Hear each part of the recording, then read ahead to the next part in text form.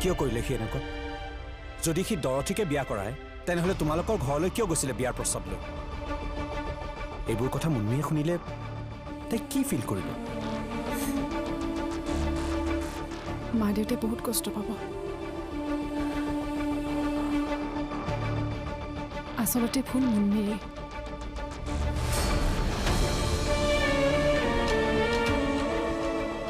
তুমি ৰাঘৱক খং কৰি একো লাভ নাই। মানে